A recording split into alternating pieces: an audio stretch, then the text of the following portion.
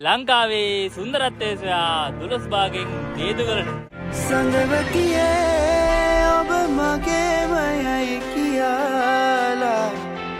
මම අහස බලා වුණා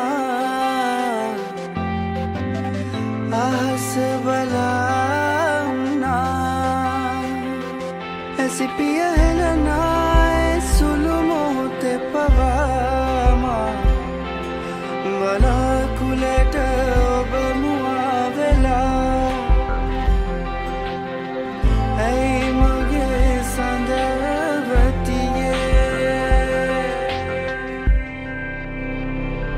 සඳවතියේ